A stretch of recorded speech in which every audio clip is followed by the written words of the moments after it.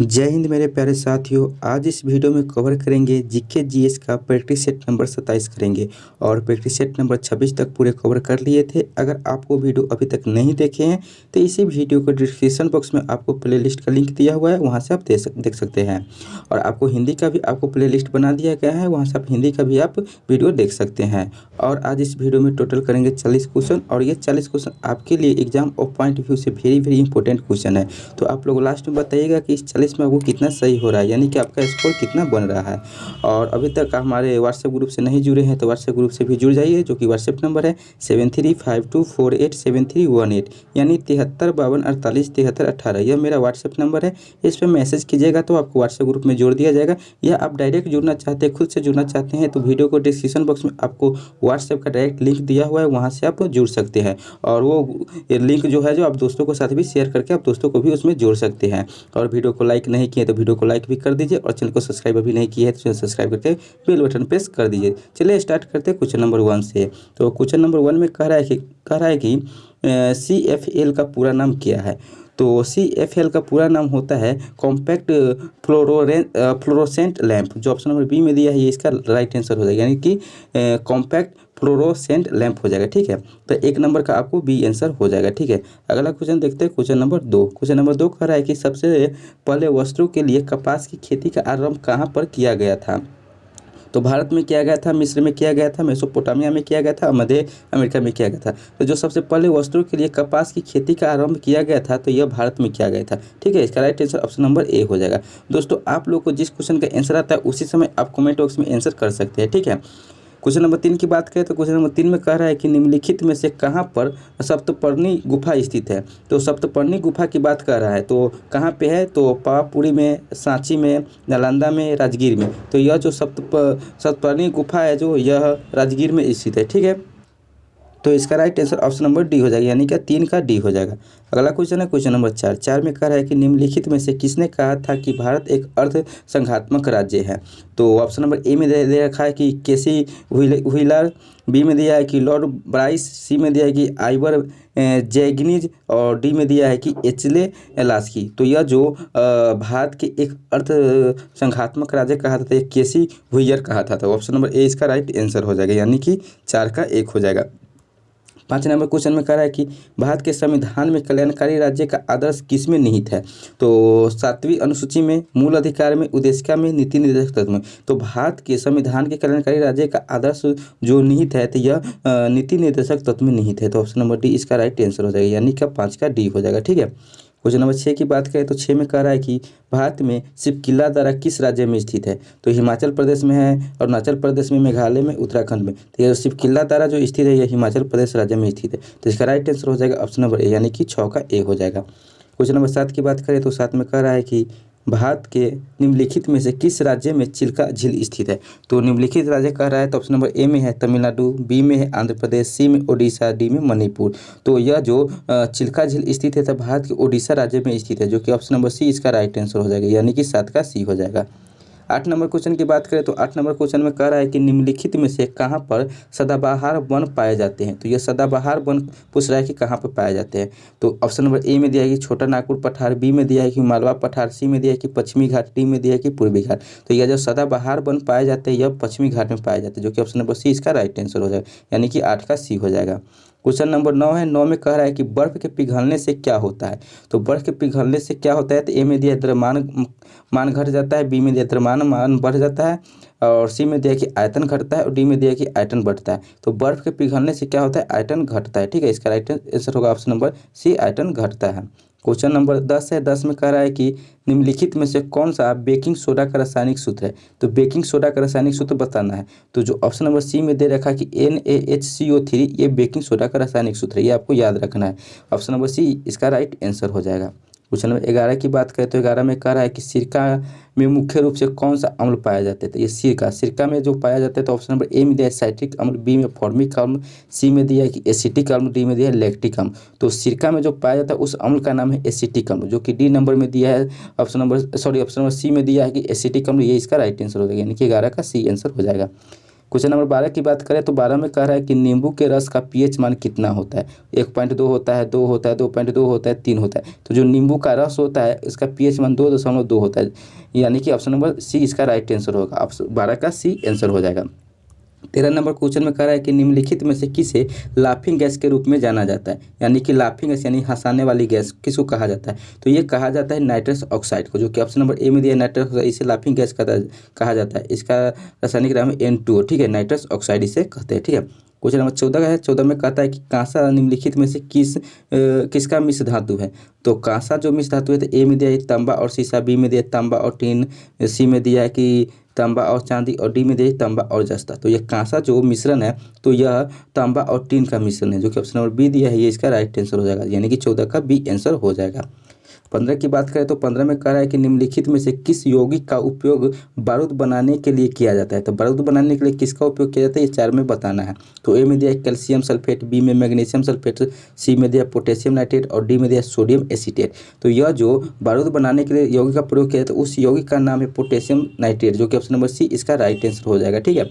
Question number 16 है। 16 में कह रहा है कि निम्नलिखित में से कौन सा सागरीय राष्ट्रीय उद्यान है। तो इस चारों में से बताना है कौन सा सागरीय राष्ट्रीय उद्यान है। ए में दिया है कि मन्नार की खाड़ी, बी में दिया है कि भितरकनिका, सी में दिया है कि सुंदरवन, डी में दिया है कि गहीर माथा। तो यह जो सागरीय राष्ट्रीय उद्यान है तो यह मन्नार की खाड़ी है, ठीक है। इसका right answer option number A हो जाएगा, यानी कि 16 का ए हो जाएगा।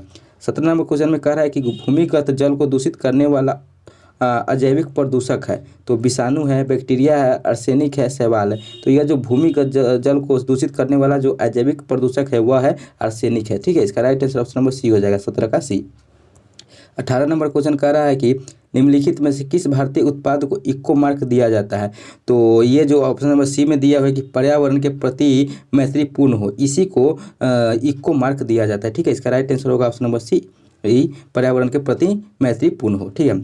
क्वेश्चन नंबर 19 की बात करें तो 19 में दे रहा है कि मानव शरीर में लौह पुंज किस में पाया जाता है। तो ए में दिया है यकृत में, बी में दंत में, सी में अस्थि में और डी में रक्त में। तो यह जो लौह पुंज मानव शरीर में जो पाया जाता है तो यह रक्त में पाया जाता है, यानी कि खून में पाया जाता है। तो ऑप्शन नंबर डी इसका राइट आंसर होगा, ठीक है। क्वेश्चन नंबर 20 कह रहा है कि मांसपेशियों में किस अम्ल का जमाव होने से थकावट का अनुभव होता है।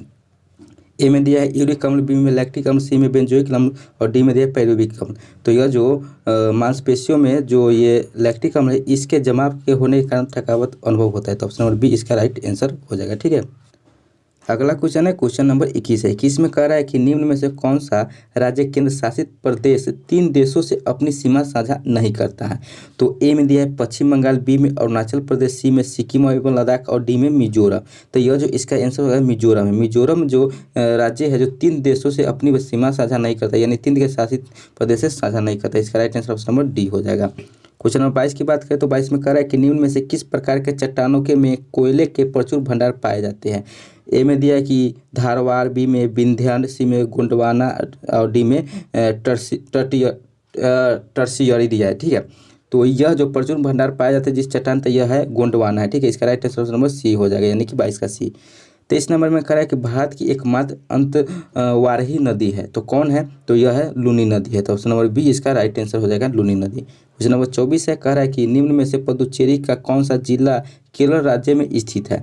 तो पुडुचेरी का कौन सा जिला केरल में स्थित है इस चारों में बताना है। तो ए में दिया है यमन, बी में पुडुचेरी, सी में कराईकल और डी में माहे है। तो यह जो पुडुचेरी का जो जिला जो केरल राज्य में स्थित है तो वह जिला है माहे है, ठीक है। इसका right answer option number D हो जाएगा, यानी 24 का डी। 25 की बात करें तो 25 में कह रहा है कि निम्न में से किस राज्य में न्यूनतम दशकीय वृद्धि दर्ज की गई जनगणना 2011 के अनुसार। तो ये किया गया तो नागालैंड में ये किया गया था। इसका right answer option number A हो जाएगा नागालैंड। क्वेश्चन नंबर 26 है। 26 में कह रहा है कि जनगणना 2011 के अनुसार बिहार के किस जिले में न्यूनतम लिंगानुपात है। तो मुंगेर, भागलपुर, खगड़िया, शिवहर। तो यह जो न्यूनतम लिंगानुपात है तो यह मुंगेर में है, ठीक है। इसका right answer option number A हो जाएगा, 26 का ए। 27 नंबर में है कि विश्व का सबसे ऊंचा जलप्रपात कौन सा है। एंजिल जलप्रपात, नियाग्रा जलप्रपात, विक्टोरिया जलप्रपात, जोग जलप्रपात। तो यह है एंजिल जलप्रपात है, ठीक है। इसका right answer option number A हो जाएगा, 27 का ए हो जाएगा। अगला क्वेश्चन है 28 नंबर। 28 में कह रहा है कि निम्न में से कौन सा नदी स्थल रुद्ध नहीं है। तो ए में दिया है कि बोलिविया, बी में पराग्वे, सी में कोलंबिया, डी में उपयुक्त में से सभी। तो यह जो स्थल रुद्ध नहीं है तो यह कोलंबिया नहीं है। तो इसका right answer option number C हो जाएगा कोलंबिया। क्वेश्चन नंबर 29 है। 29 में कह रहा है कि चुंबकीय क्षेत्र की तीव्रता की इकाई क्या है? Tesla, weber, lumen, candela. तो ये जो चुंबकीय क्षेत्र की तीव्रता की इकाई है तो यह टेस्ला हो जाएगा, ठीक है, जो कि ऑप्शन नंबर ए में दिया, ये इसका राइट आंसर हो जाएगा, ठीक है। अगला क्वेश्चन है, क्वेश्चन नंबर 30 है। 30 में कह रहा है कि 2011 की जनगणना के अनुसार भारत की सबसे बड़ी जनजाति कौन है? तो भील है, गोंड है, संथाल है, मुंडा है। तो 2011 की जनगणना के अनुसार भारत में सबसे बड़ी जनजाति की बात किया जाए तो भील जनजाति है, ठीक है। इसका राइट आंसर होगा ऑप्शन नंबर ए, भील जनजाति। क्वेश्चन नंबर 31 है। 31 में कह रहा है कि निम्न में से कौन सबसे प्राचीन बौद्ध ग्रंथ है? दीपवंश, महावंश, मिलिंद व पन्हो, त्रिपिटक। तो यह जो सबसे प्राचीन बौद्ध ग्रंथ है तो त्रिपिटक है, तो इसका right answer option number D हो जाएगा, त्रिपिटक, ठीक है।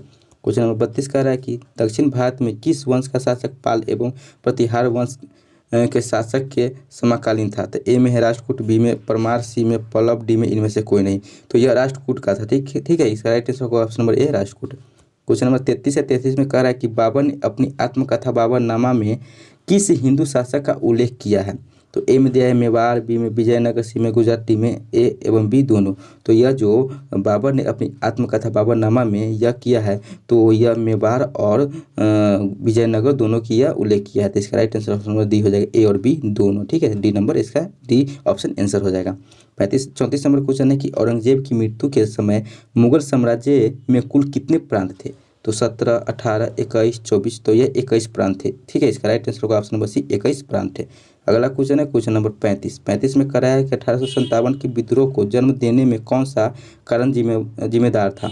ए में दिया कि लॉर्ड डलहौजी की हड़प नीति, बी में दिया अवध का विलय, सी में दिया कि सैनिकों से भेदभावपूर्ण व्यवहार, और डी में दिया उपयुक्त में से सभी। तो ये जिम्मेदार था, ये तीनों जिम्मेदार था, इसका राइट आंसर होगा ऑप्शन नंबर डी, उपयुक्त तो सभी, ठीक है।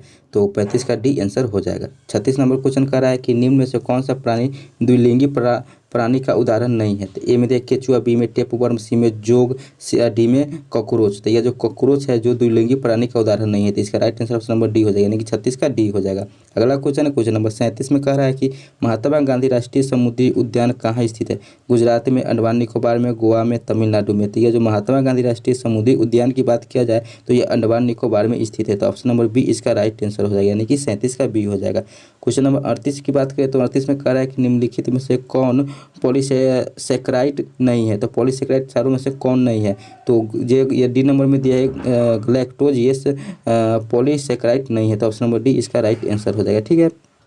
अगला क्वेश्चन है क्वेश्चन नंबर 39 है। 39 में कह रहा है कि निम्नलिखित में से किस विटामिन का रासायनिक नाम कैल्सीफेरोल है? ए में दिया विटामिन डी, बी में है विटामिन ई, सी में है विटामिन के और डी में विटामिन एच। तो यह जो कैल्सीफेरोल जो विटामिन का नाम है, रासायनिक नाम है, तो यह विटामिन डी का नाम है, ठीक है। इसका राइट आंसर होगा option number A, vitamin D. और इस सेट का लास्ट क्वेश्चन है 40 नंबर क्वेश्चन है। 40 नंबर क्वेश्चन में कह रहा है कि इनमें से कौन संक्रामक रोग नहीं है? तो ए में है मलेरिया, बी में हैजा, सी में कैंसर, डी में एंथ्रेक्स। तो संक्रामक रोग नहीं है तो यह कैंसर नहीं है, तो इसका राइट आंसर होगा ऑप्शन नंबर सी, कैंसर। तो ये था आपको प्रेडिक्ट सेट नंबर 27 का टोटल 40 क्वेश्चन। तो आप लोग बताइए कि इस 40 में कितना सही हुआ है, अपना स्कोर कमेंट में जरूर बताइएगा। और वीडियो अच्छा लगे तो वीडियो को लाइक भी कर दीजिए। अभी तक चैनल को सब्सक्राइब नहीं किया तो चैनल सब्सक्राइब करके साथ में बेल बटन भी प्रेस कर दीजिए। और हिंदी का भी आप प्रैक्टिस टेस्ट नहीं देख रहे तो हिंदी का भी देखिए, प्लेलिस्ट बना दिया गया है जो कि डिस्क्रिप्शन बॉक्स में आपको लिंक मिल जाएगा। और व्हाट्सएप ग्रुप से नहीं जुड़े हैं तो व्हाट्सएप ग्रुप से भी जुड़ जाइए, जो कि डायरेक्ट लिंक आपको डिस्क्रिप्शन बॉक्स में मिल जाएगा, वहाँ से आप ज्वाइन हो सकते हैं, या हमारे व्हाट्सएप नंबर पर आप मैसेज कर सकते हैं, जो कि व्हाट्सएप नंबर है 7352487318, यानी 735248 7318। इस नंबर पर मैसेज कीजिएगा तो आपको व्हाट्सएप ग्रुप में आपको जोड़ दिया जाएगा। चलिए दोस्तों, फिर मिलेंगे अगले वीडियो में अगले टॉपिक के साथ, अगले प्रैक्टिस के साथ। तब तक के लिए जय हिंद, जय भारत।